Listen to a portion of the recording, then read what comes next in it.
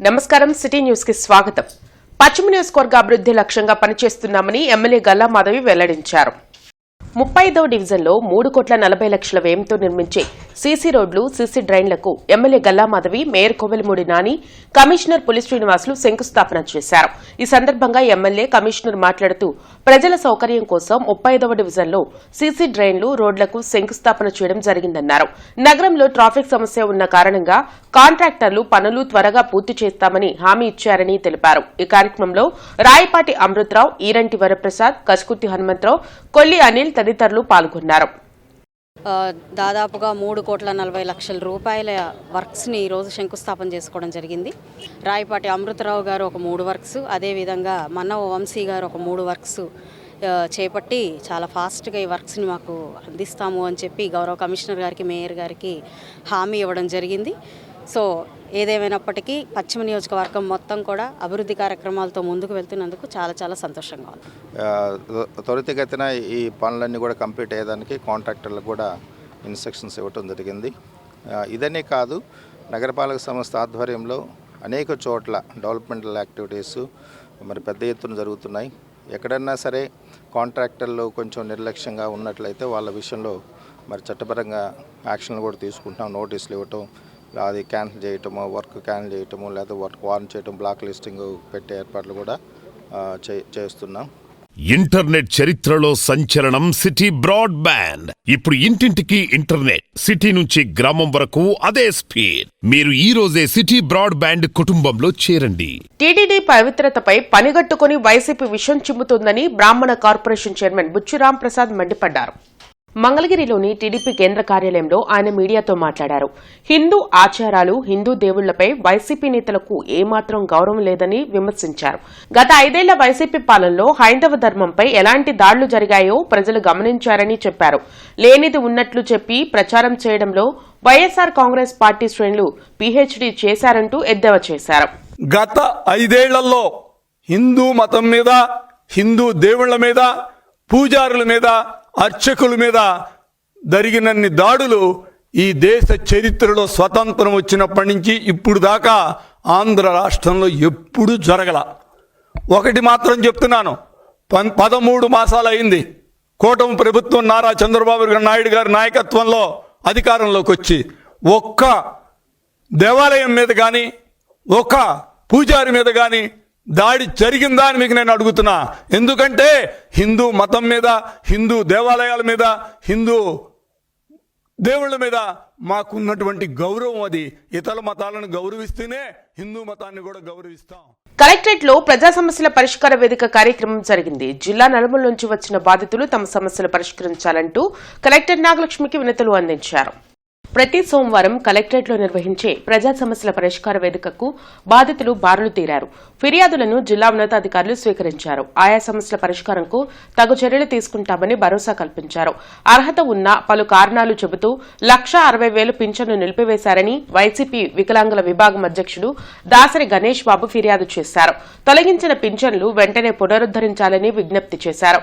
కేంద్ర ప్రభుత్వం ప్రకటించిన 4 లేబర్ కోడ్లను రద్దు చేసి పని పద్ధతులు కల్పించాలని Andhra Pradesh medical sales representatives union నాయకులు ఫిర్యాదు చేశారు. 1,62,000 దివ్యాంగుల పెన్షన్లు తొలగించడం జరిగింది.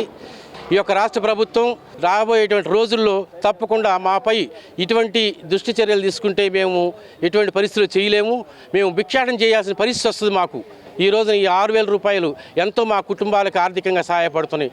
కనుక మా యందు దయ్యుంచి మరి ప్రభుత్వం దృష్టికి మరొకసారి ఆలోచించి మాకు మళ్ళీ తీసేసినటువంటి పెన్షన్లు మా దివ్యాంగులందరికీ కూడా ఇవ్వమని మనస్ఫూర్తిగా కోరుచున్నాం. వ్యవస్థను కల్పించాలని చెప్పేసి కోరుతా ఉన్నాము.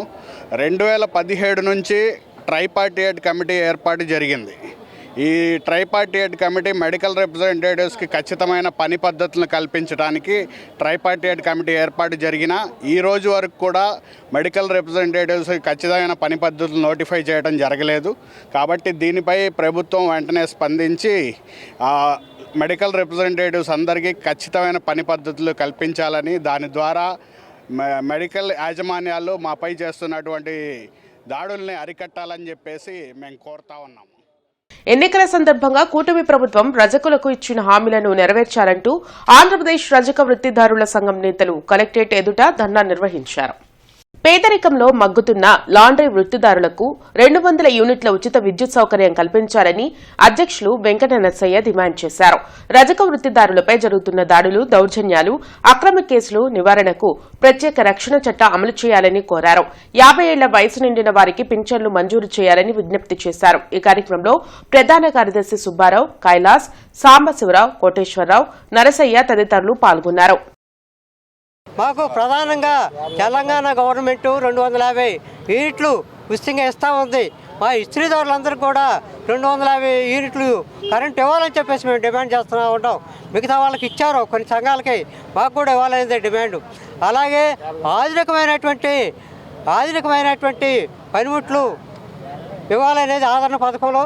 అలాగే మోడ్రన్ దోబికాట్లు నిర్మించి వీళ్ళకి ఒక స్కిల్ ఏర్పాటు చేసి ఉపాధి కల్పించాలనేది ఒక డిమాండు.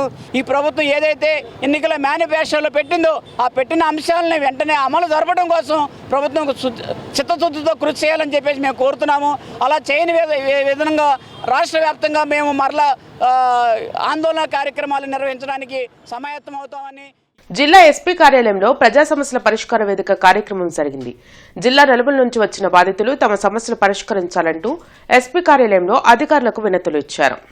ప్రతి సోమవారం ఎస్పీ కార్యాలయంలో నిర్వహించే ప్రజా సమస్యల పరిష్కార వేదికకు బాధితులు భారీగా తరలివచ్చారు. ఫిర్యాదులను పోలీసు ఉన్నతాధికారులు స్వీకరించారు. ఆయా సమస్యల పరిష్కారంకు తగు చర్యలు తీసుకుంటామని భరోసా కల్పించారు. కొంతమంది గంజాయి సేవించి తన అన్నపై దాడి చేశారని, అదేమని అడిగితే తమపై కూడా దాడి చేసి అసభ్యంగా దూషించారని దాసరపాలెంకు చెందిన విజయ ఫిర్యాదు చేశారు. నల్లపాడు పోలీస్ స్టేషన్లో ఫిర్యాదు చేసినా సరిగ్గా పట్టించుకోవడం లేదని వాపోయారు.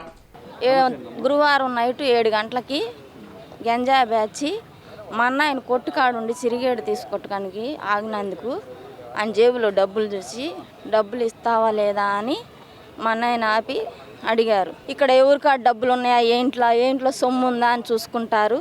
గంజాయి నైట్ పూట దింపుతున్నారు. నాని అన్నవాడు కేసు కట్టారు కాబట్టి వాళ్ళని సబ్జెక్టులకు వేయాలి, కానీ వేయట్లేదు. ఇది నా ఒక్కదాని బాధ కాదు, ఇంకా చాలా మంది ఉన్నారు కాబట్టి. క్రోసూరు మార్కెట్ యార్డ్ చైర్మన్ గా షేక్ జరీనా జానీ ప్రమాణ స్వీకారం చేశారు. అమరావతి నుంచి క్రోసూరు వరకు నిర్వహించిన భారీ ర్యాలీలో నాయకులు, కార్యకర్తలతో కలిసి ఎమ్మెల్యే భాష్యం ప్రవీణ్ పాల్గొన్నారు. డైరెక్టర్లుగా మందడి నారాయణ ప్రమాణం చేశారు.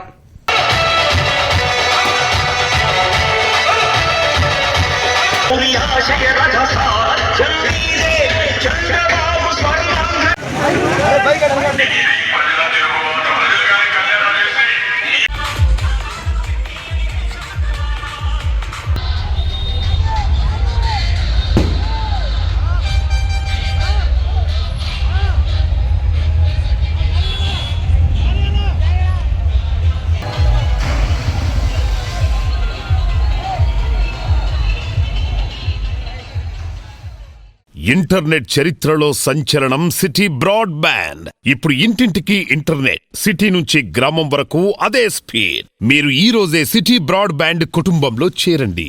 గుర్రం జాషువా జిల్లా సాధన కోసం మాజీ మంత్రి డొక్కా మాణిక్యవర ప్రసాద్ ఆధ్వర్యంలో రౌండ్ టేబుల్ సమావేశం గుంటూరులో జరిగింది. బ్రాడీపేటలోని సిపిఎం కార్యాలయంలో జరిగిన రౌండ్ టేబుల్ సమావేశానికి కొరవి వినయ్ కుమార్, చందబోలు శోభారాణి, డాక్టర్ ఆలా వెంకటేశ్వర్లు హాజరయ్యారు. విశ్వకవి గుర్రం జాషువా తన రచనల ద్వారా ప్రజలను ఎంతో చైతన్యపరిచారని డొక్కా మాణిక్యవర ప్రసాద్ వెల్లడించారు.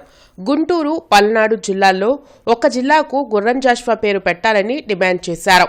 కార్యక్రమంలో పలు దళిత ప్రజా సంఘాల నాయకులు పాల్గొన్నారు.